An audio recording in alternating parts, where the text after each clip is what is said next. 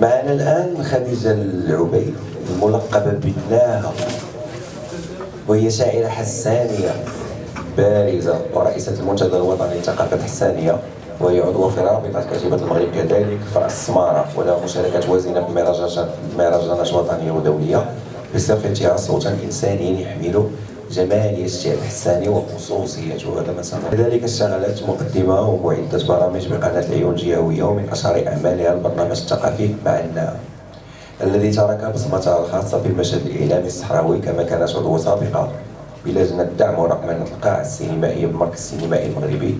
تعد الناهة اليوم إحدى الأسماء التي تسهم في حفظ التراث الحساني وإشعاعه شعرا وإعلاما وثقافة. مرحبا بك. أو في هذه الفترة الزمنية بالتحديد نحتفل بالذكرى الخمسينية أو مرور نصف قرن على الحدث الهام، حدث المسيرة الخضراء المظفرة. فالآن نقول العيد اليوم عيدان، عيد الذكرى الخمسينية لعيد المسيرة الخضراء، وعيد الوحدة يوم 31 أكتوبر الذي أعلن عنه صاحب الجلالة بعد القرار الأممي الذي صادق بالإجماع على مغربية الصحراء، وعلى أن الحكم الذاتي هو الحل الوحيد والأمثل لهذا النزاع المفتعل الذي دام أكثر من 50 سنة. أنا مشاركتي ربما يقول المثل يقع الشاعر على الشاعر كما يقع الحافر على الحافر. ربما مشاركتي هي قريبة من الشاعر اللي يسبقني.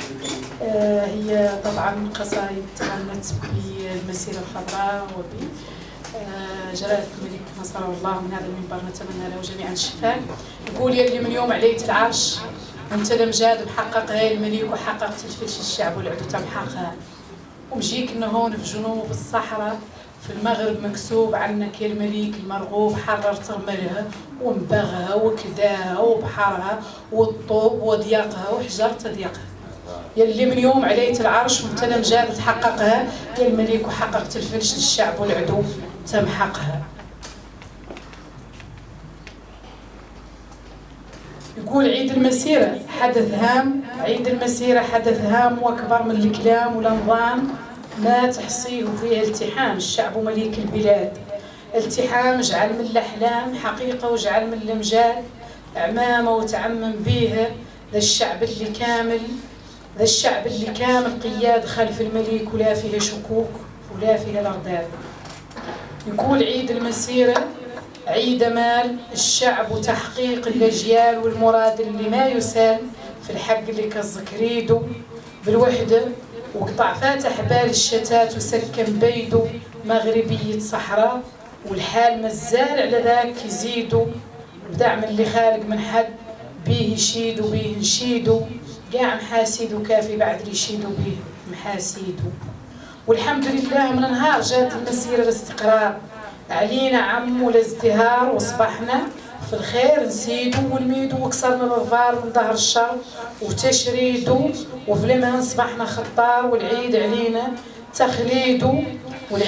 تخليدو، عيد المسيرة عيد مال الشعب وتحقيق الأجيال، والمراد اللي ما يسال في الحق اللي كالزكريدو.